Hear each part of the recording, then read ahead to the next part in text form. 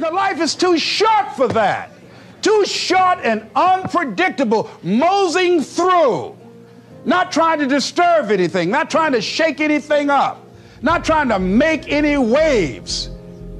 You see, there are some people who come through the universe, and their level of contribution and the level of energy they manifest is so small, so inconspicuous, that when they go, you won't even know they left.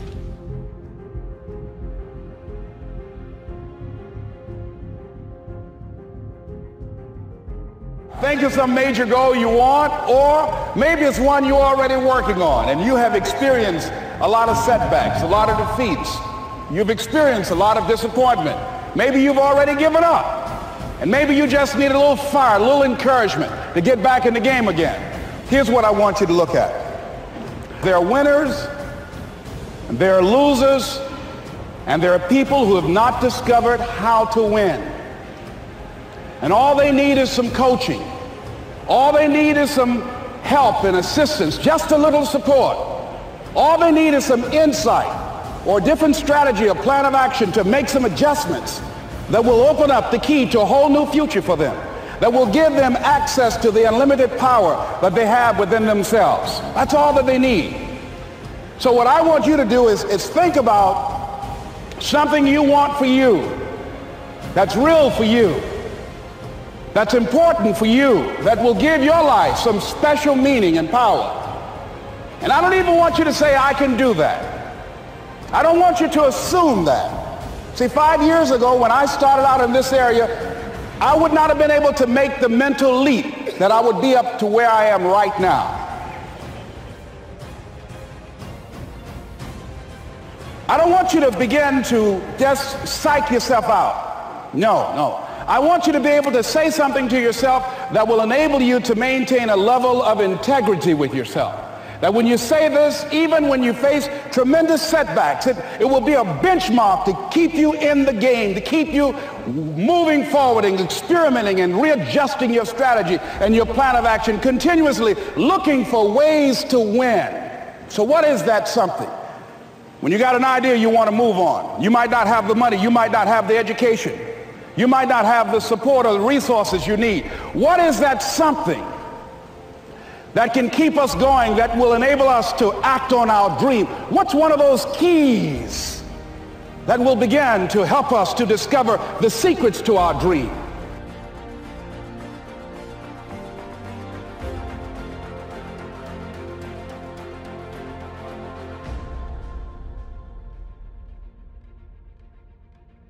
That's all I want you to do when you look at your dream.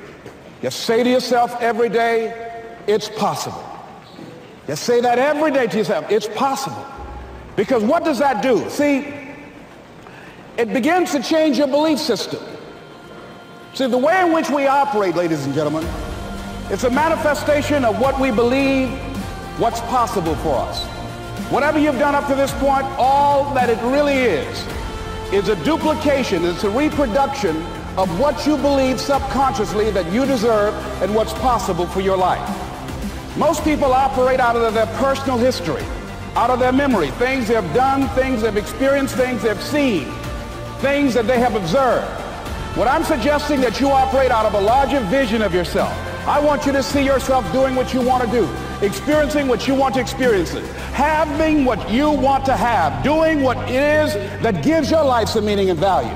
Operate out of your imagination, not your memory.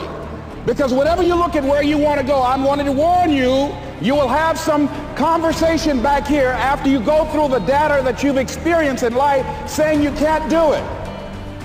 And so what you want to begin to do is ignore that inner conversation. Well, most people, ladies and gentlemen, when something happens to them, what they do is they begin to believe that that's the way it is. That's the way it's always been. And they can't see the possibility of it being any different. Example, before April 1954, the common belief, the universal belief, because it had been tried again and again and again and people had failed, the belief was that man was not physically capable of breaking the 4-minute barrier, that he could not run a mile in less than 4 minutes. That was the belief. on the planet. It had never been done. But here's what happened, ladies and gentlemen. Roger Bannister came along, and he broke the 4-minute barrier. Now here's what's significant about that. Since that time, up to this day, over 20,000 people have done it, including high school kids. What changed? 20,000 people, what changed? Here's what happened when they got on the track. They knew it had been done.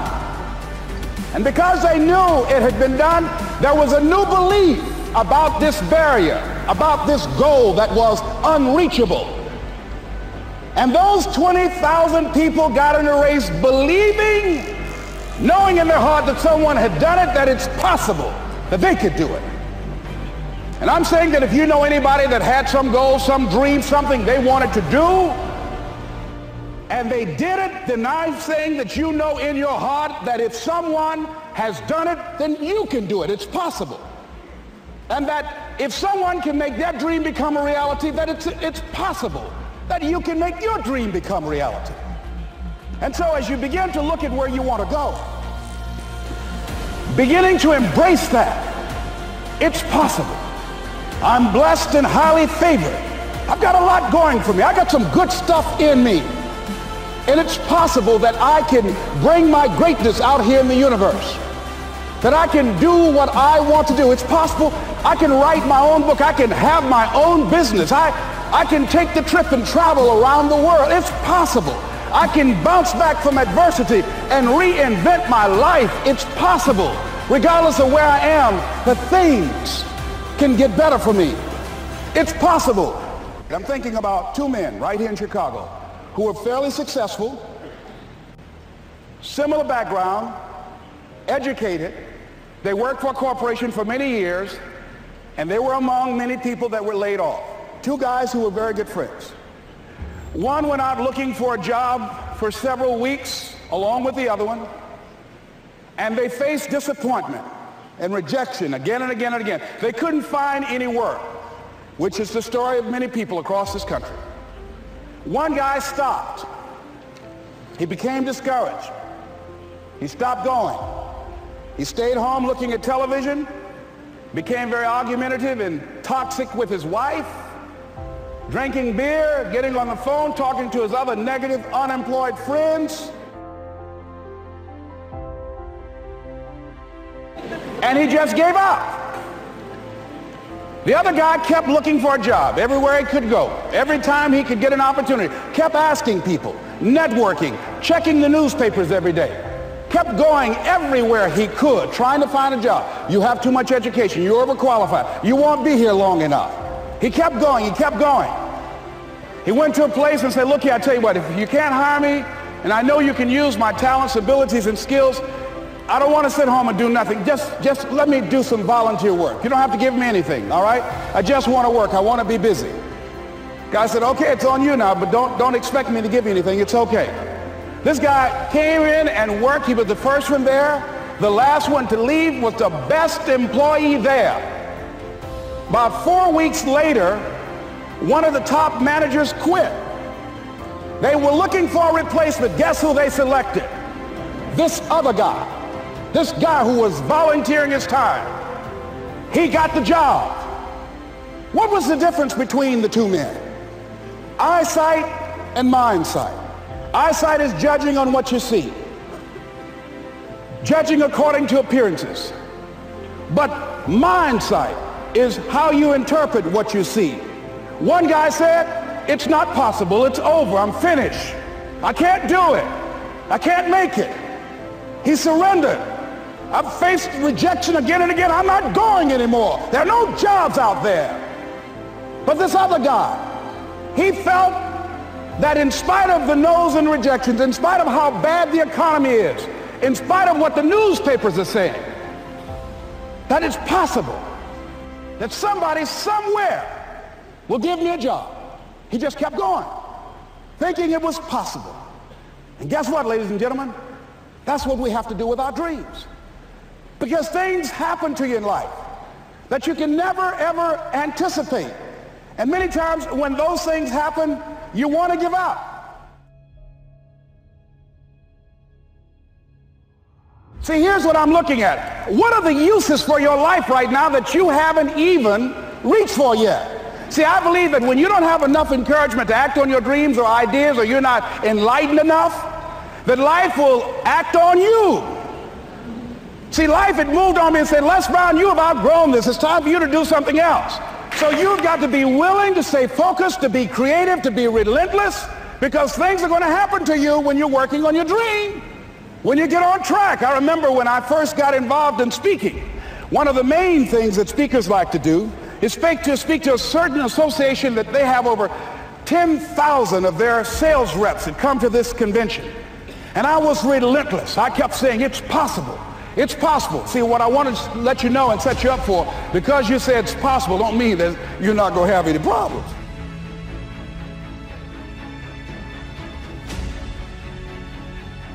I was working. I kept saying, it's possible.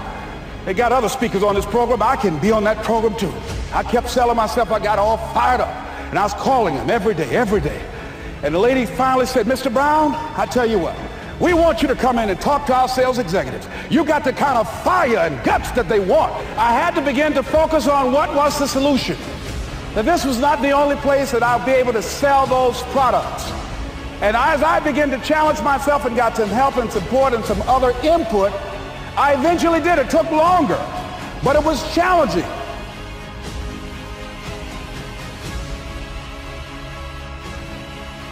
She was telling me about how she was miserable on the job and how she was so unhappy. So I said, if it's that stressful and if it's causing you that much pain, I say, why don't you just quit and do something else? And she said something that really put her in the chorus line with a lot of other people. She said, I would, but. And then I started thinking about that. I said, let me take a poll. So I started talking to other people, and I would ask them what they were doing. And I said, but is that your passion? And they would say no. I said, then what's your real passion? And they would tell me what their real passion was. Then I said, well, then why aren't you doing what you really want to do? Oh, I can do it, but. And they would continue on. So this word, but just kept on coming up.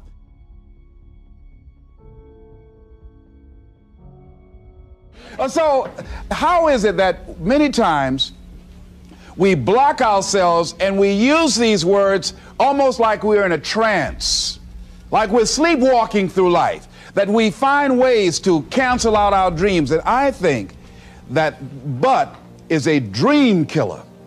That a lot of things that we want to do, a lot of places we would like to go, a lot of things we would like to experience, and we just stop at but, and we build a case. In fact, I was reading something the other day that talked about but. It says, but is an argument for our limitations, and when we argue for our limitations, we get to keep them. See, but will cause you to procrastinate. But will cause you to hide out behind fear. But will cause you to come up with all type of excuses that you can validate your inaction and not acting on your dream.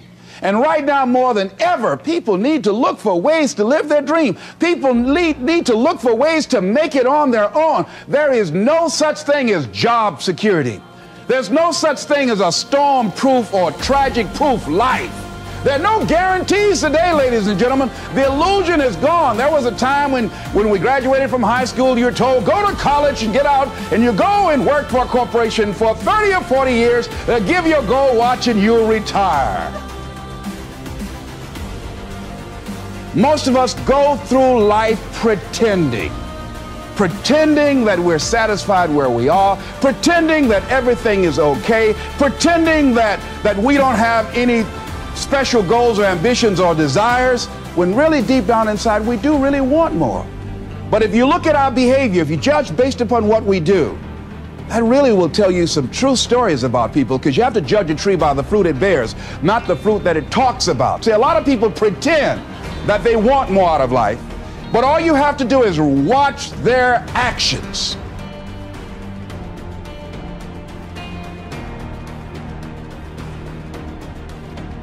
The proof is in the pudding.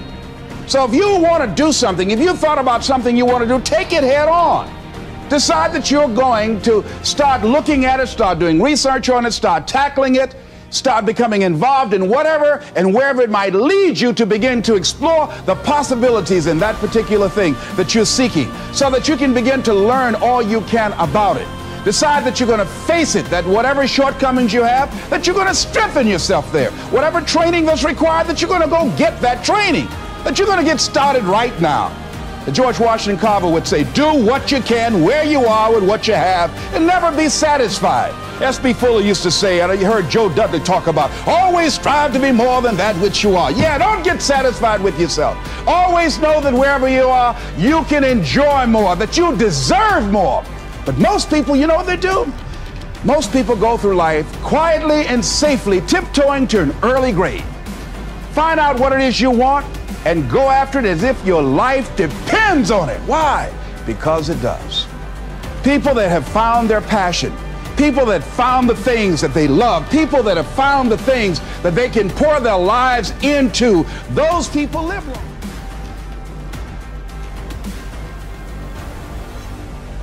There's no guarantees you're going to show up tomorrow. There are a lot of people who were here yesterday that they're not here today. There are a lot of opportunities that were around yesterday. They're not here today. Oh, you can wait, but you know what Abraham Lincoln said? Well, good things might come to those who wait, but only the things that have been left over by those who hustle.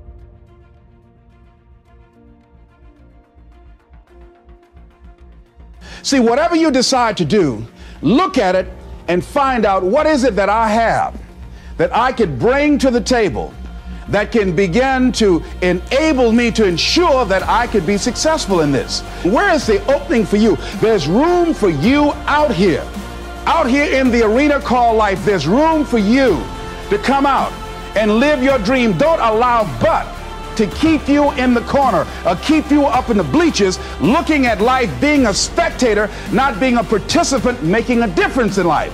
I believe that all of us came here with something. All of us showed up to give something, and that nobody's going to give that service that you have to give. No one's going to produce your product. No one's going to write your book. No one's going to open your academy. No one's going to begin to create your daycare with a special curriculum to help to cultivate the high self-esteem in our children. That's your idea. And if you don't bring your idea out here, when you die, all of us will suffer because we've been deprived of your genius, because you allowed but to keep you in the bleachers and not pursuing your greatness. You take it to your grave with you. And that's what most people do. I think that's why the guy said that many people die at age 21 and don't get buried until they're 65. They're walking dead. You can tell them by the way they walk.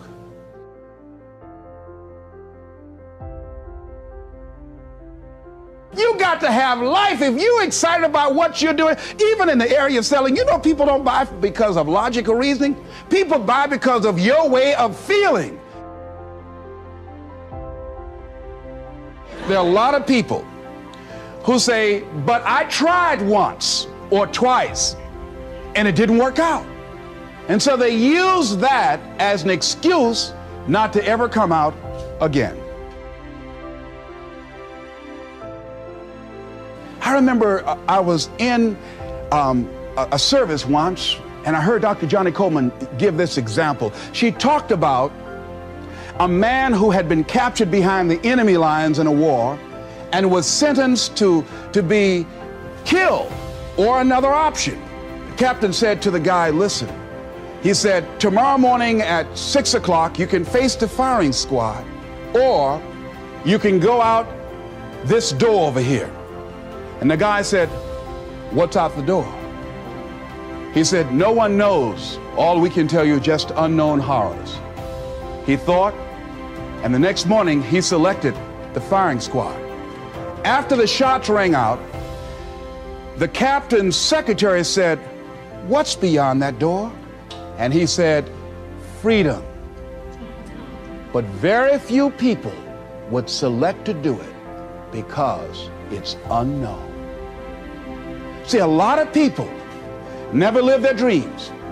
A lot of people never do the things they want to do. A lot of people stay on jobs where they're miserable.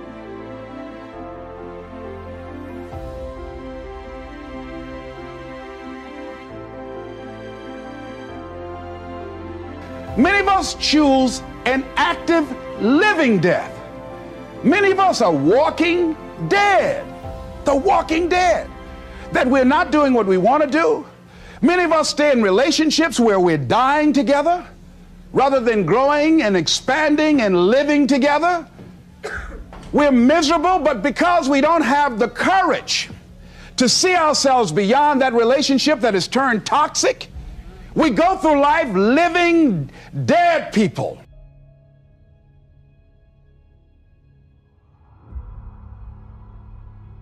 Even if things don't work out, even if I experience defeat or failure, that does not make me a failure. It's a difference between failing and being a failure.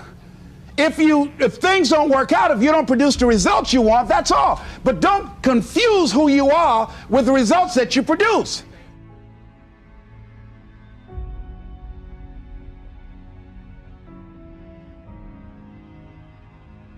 You can either live your dreams or live your fears.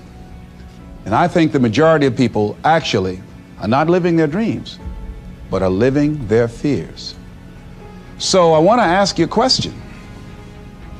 What are your fears? What are you afraid of? What are you scared of? Because we all have fears, don't we?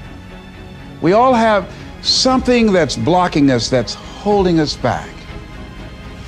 And as we begin to look at life, what we realize is that the reason that most people are not living out their true potential, are not doing all of the things that they would really like to do, is because of fear.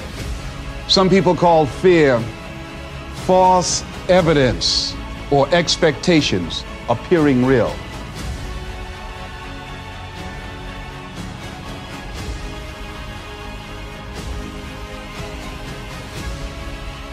What are the things that you fear that's been keeping you from living your dream? That's been keeping you from doing some things that you would like to do? Just think about those things. And how do we begin to handle that? Abraham Maslow said that the life is about growth. And he said, you can either go back to your comfort zone, and there you won't find any growth, or you must be willing to go forward and face your fears again and again and again, because you're never going to have a fear-free existence. I mean, some fear is acceptable and legitimate. There are some things that you really should be afraid of. Now, you shouldn't allow it to immobilize you. You acknowledge it, you take it into account, and you carry yourself accordingly. There are times that we should proceed with caution, but it's the difference between being stopped by fear. It's the difference between having a fear and the fear having you. So what do? One, acknowledge it, and knowing that it's okay. Don't condemn yourself for being afraid. It's perfectly fine to have some fears. You acknowledge your fears, you embrace those fears, and then you move on. You act on whatever it is that you fear. Because once you embrace it, see, what you resist will persist. What you resist will persist. So one of the most important things is to begin to embrace your fear, being worthy, being capable, having what you need to make you a worthwhile person, and that you're more than able, and that you deserve to be listened to, or you deserve to have that dream and that passion and whatever it is that you see and envision there. You've got to see it in your mind's eye.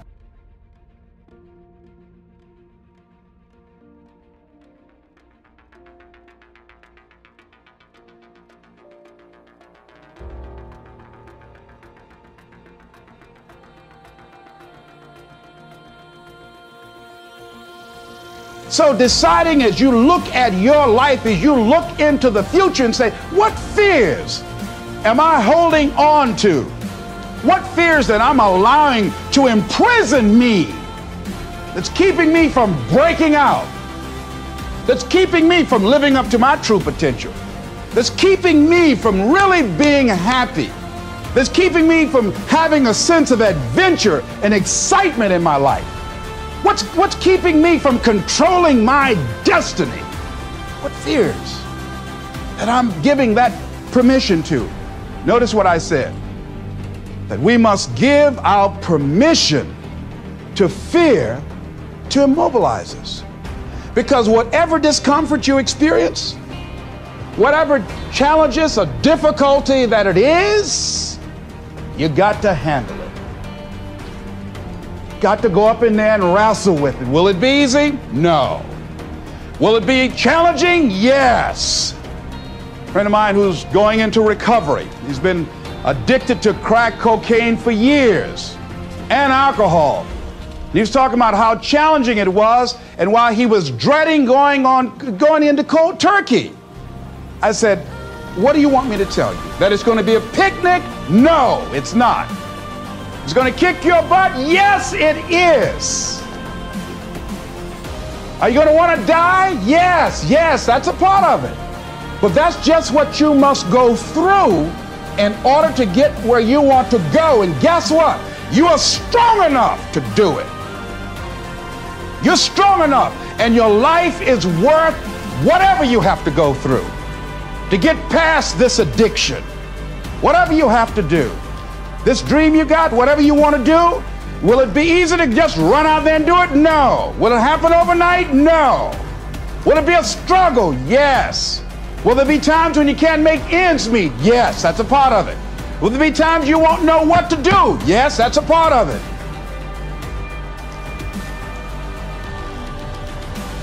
That you accept yourself, then you accept the fear as a fact and not a force. See, when you accept yourself and you accept fear as a fact, that means that it's something that happens, it's something that you're going to experience, but it is not a force to hold you back. It doesn't have any special power other than that you give it. So you accept the fact that you are afraid, and then you move on anyhow. You move on past it, and you do whatever you've got to do. You've got to have a good conversation to yourself. Hey, and answer yourself too. Don't pay these people any attention. You answer yourself. Hey, what you gonna do? I'm going there and get off. All right, very good. Go in there and take care of business. You've got to talk to yourself, and you build yourself up, and you'll feel your energy level coming up, and people will feel that around you. See, now, if you go through life being afraid, people can sense that. They can pick up that fear. So that's why you've got to stand up inside yourself. See, when you are not filling your life with the things that you are capable of doing, see, we all have some stuff that we've been given. And I don't think that it's optional for us to sit on what we have. See, if you're sitting on what you have, what you've been given, and I think everybody's been given something to bring to the planet, that only you can do that, only you can perform that, only you can initiate that activity.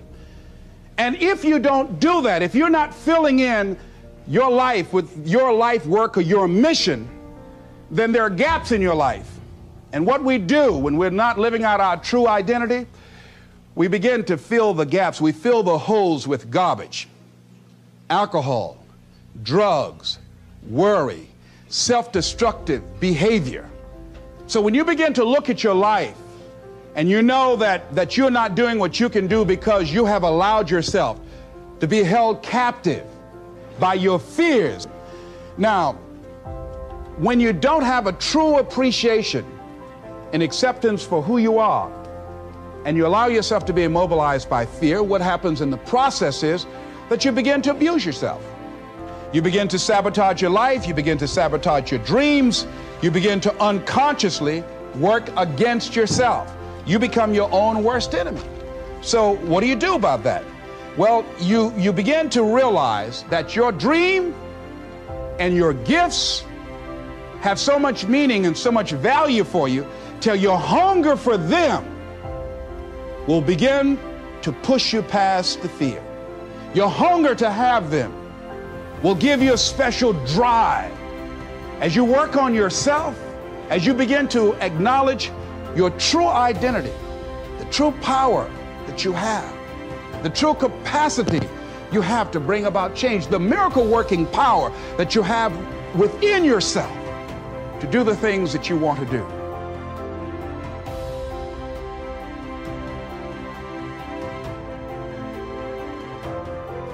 He said, when life can no longer threaten you with death, he said, what else is there? What else is there? And the majority of the fears that we have are not life or death fears. They're not those kind of fears. But through our imagination, we blow them out of proportion and we give them more power than they actually have or deserve, and we permit them to govern our lives. We permit them to determine how far we can stretch out on our dreams and discovering our stuff.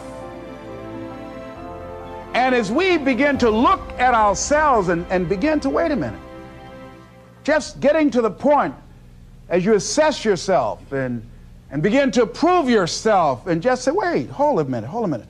I've been sweating this out. What's the worst thing that can happen to me on this? Will it kill me? Will I die? Why am I going through all of these changes over this? How much power does this really have? And am I the one that's feeding the power into it? See, a lot of times we allow ourselves to be fed and to be programmed into being afraid. I mean, you watch the news and read the newspaper, you'll be scared to come out the house.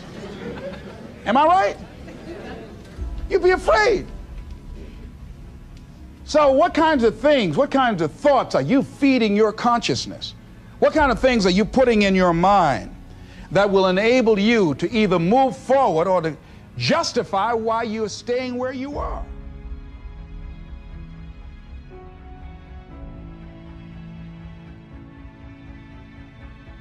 We go through life really blocking ourselves constantly, and fear is one of the greatest instruments that we could use to stifle our true potential. When you begin to look at your life, you can decide to use fear as a blocker, or you can decide to use it as building blocks. That you decide, hey, look here, I'm going to move in this direction. I'm not going to allow anything to stop me from doing what I want to do.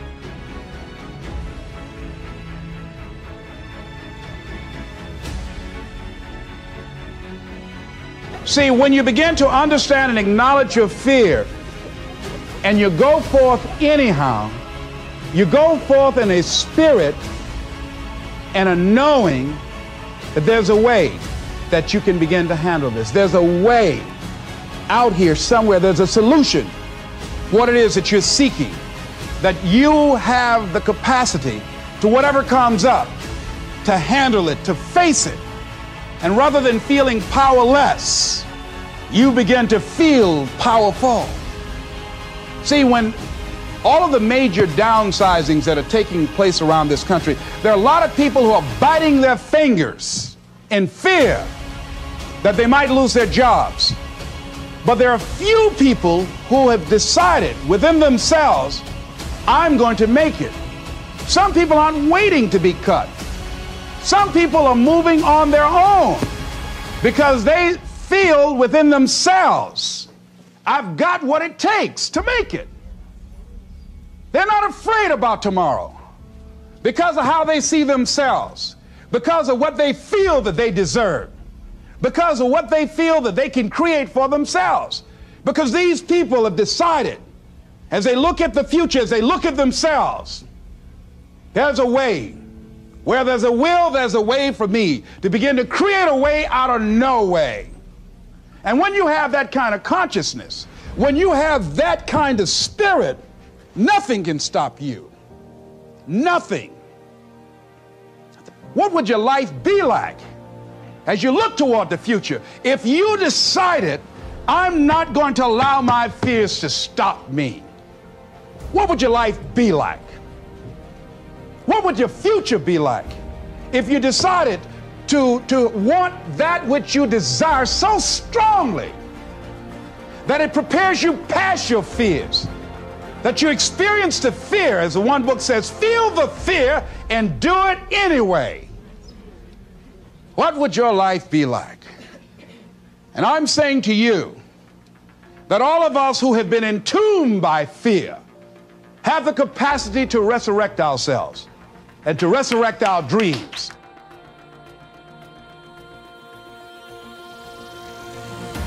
Is it easy? No. It's not easy.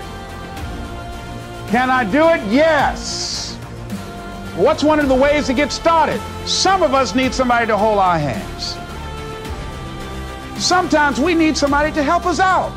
Be willing to say, I don't know. Be willing to reach out. Be willing to get some assistance to take you to the next level. One great athlete, you never expect boxers to make profound statements.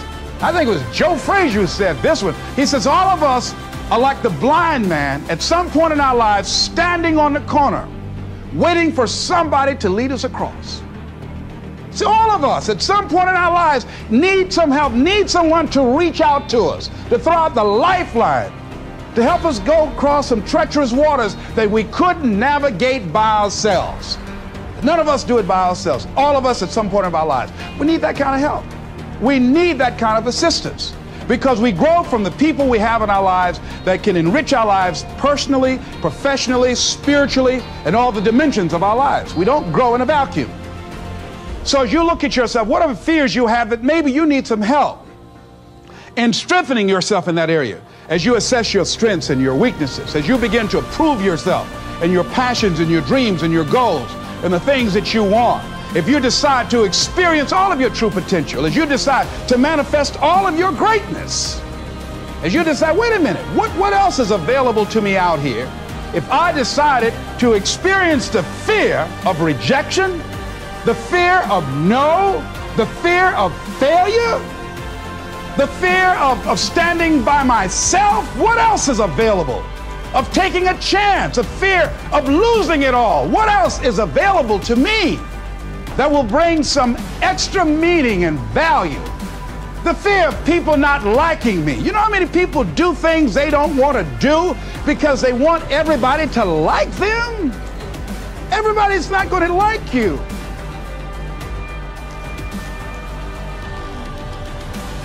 You can't please everybody. But there are people who have the fear of rocking the boat. So they just go alone in life, just go alone.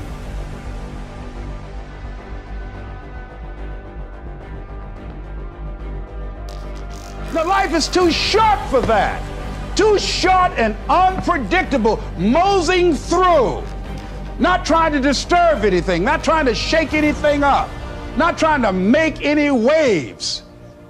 You see, there are some people who come through the universe and their level of contribution and the level of energy they manifest is so small, so inconspicuous that when they go, you won't even know they left.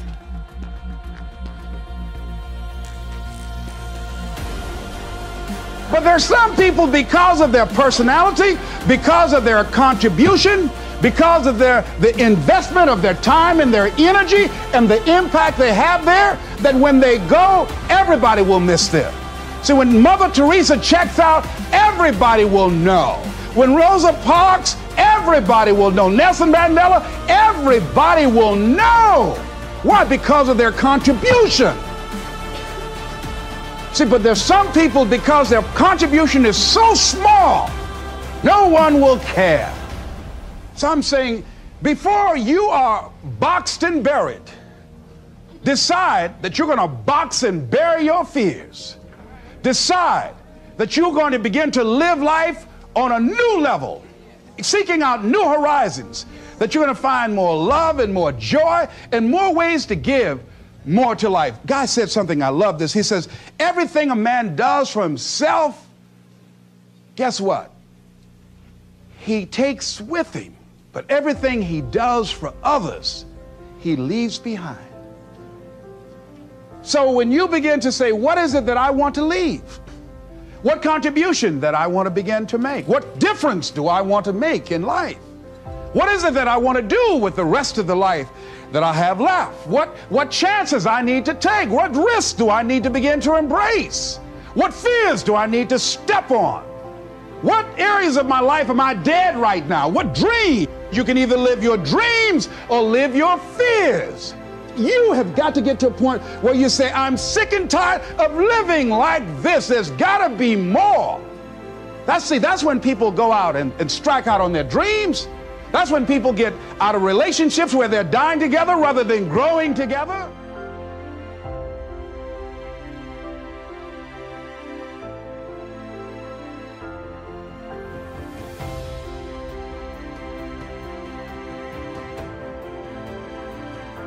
people are not accumulating wealth. Most people are living in poverty. Most people are living far below their potential, not because they don't have the capacity, not because they have not been given authority and dominion over everything on the face of the earth, but most people are living like they're living because of the fact that they don't believe they can have any more than what they now have. In the book called Miseducation of the Negro, Dr. Carter G. Woodson said, if you can determine what a man shall think, you'll never have to concern yourself with what he will do. If you can make a man feel inferior, you never have to compel him to seek an inferior status, for he will seek it himself. And if you can make a man feel justly an outcast, you never have to order him to go to the back door. He'll go without being told. And if there's no door, his very nature will demand one. That's why Scripture reminds us, be ye not conformed to this world, but be ye transformed by the renewing of your mind. So every day you have to sell yourself and get out of your mind those old thoughts, that old belief system. Every day you've got to sell yourself on that it's possible. That you got to put a new mind in you. You got to get out of your mind. You got to begin to restructure your thinking. Every day, you've got to begin to recondition your mind. See, many of us go through life making choices, thinking it's our choices, and it's not. What do you mean by that? I'm reminded of the great anthropologist Margaret Mead. She was in a restaurant in Europe, and a waiter saw her and said, "Oh, how are you? I'm so glad to see you." He said, "There are several other Americans here tonight." And she said, "Is that right?" He said, "Yes." She said, "When you serve them dessert, let me know and I'll tell you exactly how many are here." He said, "That's not possible." She said, "Let me know after you serve dessert." When he served dessert, he came back and he told her. She got up, she walked around, and she looked and she observed, and she said, "You have exactly 65 Americans here." He checked the guest list and he was amazed. He said, "How did you know that?" She said, "Because in Europe, when you eat a slice of pie or cake, you eat it from the back toward the tip. In America, when we eat a slice of pie or cake, we eat it from the tip toward the back." How many of you, when you eat a slice of pie or cake, you eat it from the tip toward the back? Raise your hands, please. Good. Now, what else is in your mind? What else are you doing unconsciously that you don't even know? I'm going to say something and I want you to answer it after it. I want you to end it for me. Winston tastes good like what? How many of you don't even smoke Winston but know it? Raise your hands, please. Now, that commercial been off the air for 30 years. 30 years. See, let me share something with you. The easiest thing I've ever done was to earn $1 million. The most difficult thing I've ever done was to believe it could happen to me. That was the most difficult part, to believe that given my circumstances, if my birth parents came down this aisle right now, I would not know either one if my daddy came up here or my mother came up here. Given the fact that I was born in an abandoned building on a floor, being labeled educable, mentally retarded, not having any college training, I used to feel all my life that people who had college degrees were more intelligent than me. I remember going to see the late Dr. Norman Vincent Peale, the author of the book, The Power of Positive Thinking. And I used to look at him up on stage and I said, I could do that. I would love to talk to people. I love to talk to people. And I said, I could do that. But then when I started going back to my car, my mental conditioning activated itself. And it said, Les Brown, you can't do that. You don't have a college education. Les Brown, you can't do that. You don't have the training. You've never worked for a major corporation. You can't do that. What makes you think you can earn $5, $10, $15, $20,000 in an hour? You don't earn that now working for 2 or 3 months. What makes you think that you can speak for AT&T, Procter & Gamble, McDonald's Corporation, General Electric? These are clients I have now. You've never even worked for them. How many of you ever thought about something you wanted to do and you talk yourself out of it? Raise your hand if you know what I'm talking about. That inner conversation is what's going to haunt you after standing here and saying, I can do all things through Christ who strengthens me. After saying that again and again, we are more than conquerors. That inner conversation will cause you, when you leave here, to go back leading a life of mediocrity, leading a life of unproductivity, leading a life of poverty. So I'm going to share with you how to break out of that.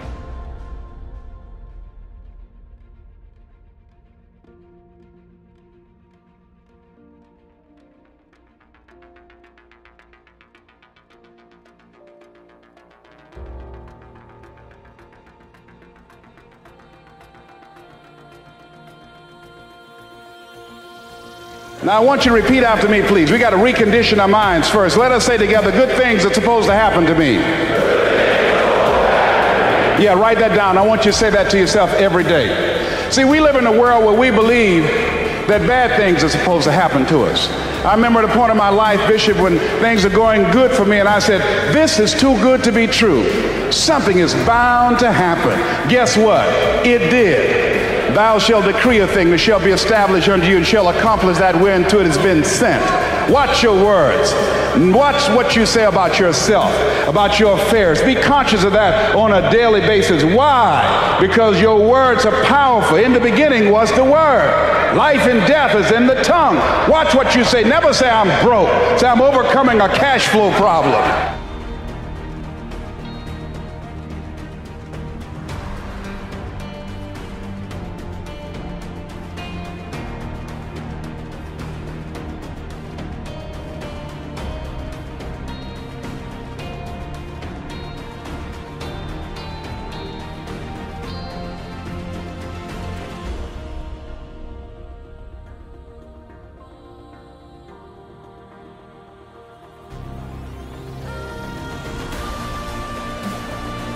Now, I was talking to my oldest son, Calvin. We were going for a walk. And I said, Calvin, do you want to be successful? He said, yes, sir, Dad. It's okay. We kept on walking. Then I stopped and I looked him in the eyes. It's my namesake, my junior. I said, Calvin, we're looking at each other eye to eye now. Do you expect to be successful? Given the fact that you are a single parent of 2 kids, given the fact that you decided not to go to college to further your education, given the fact that you are very talented, but you're behind on your dreams and your bills, do you expect, based upon your performance, based upon what you produce at this point in time in your life, do you expect to be successful? And Calvin got quiet. Because see, if you ask most people at the Manpower Conference, do you want to be successful? Do you want to live a life of productivity? Do you want to live a life of contribution? Do you want to be a better father? Do you want to have your own business? Are there dreams you want? Everybody will say yes. But see, want shows up in conversation. Expectation shows up in behavior.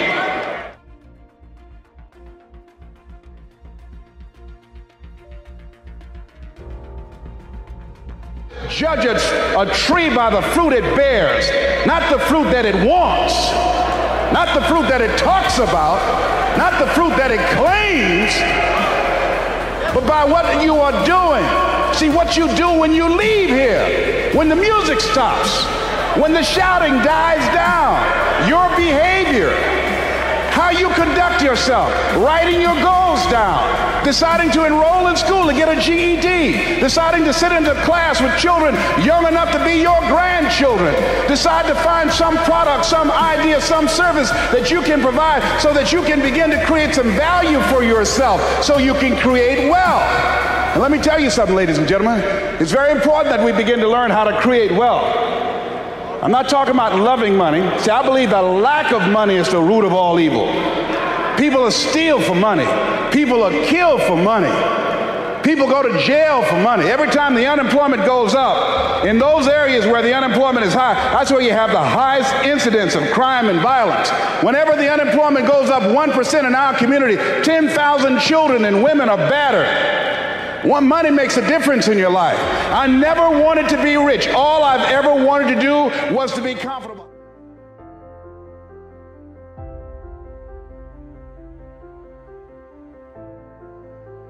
Never will I ever be broke again. Let me tell you what money does. Number one, it gives you control over your life. Write that down. Number two, it gives you options.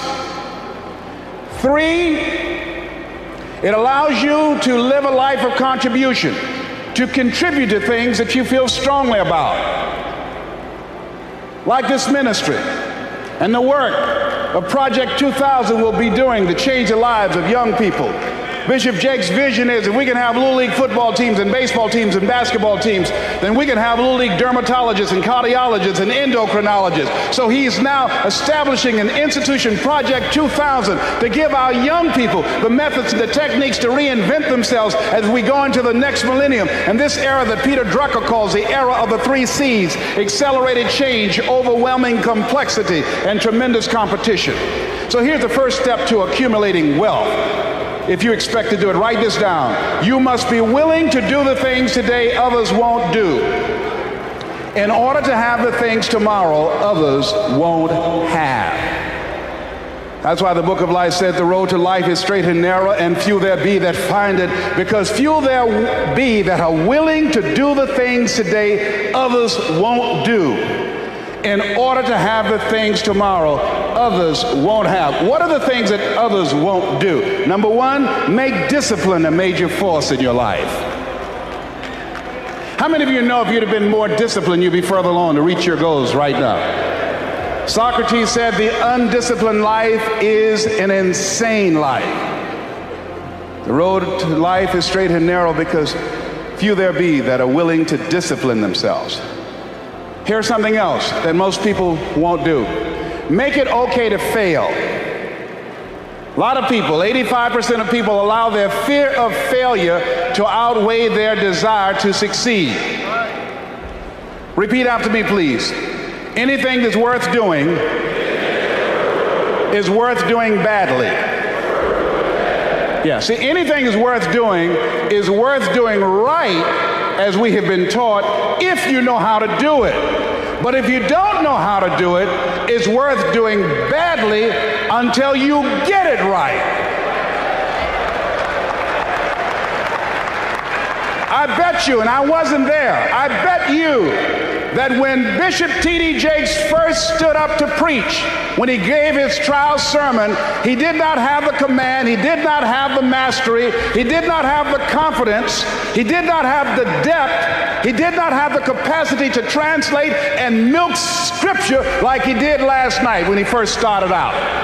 Now write this down. You don't have to be great to get started, but you have to get started to be great.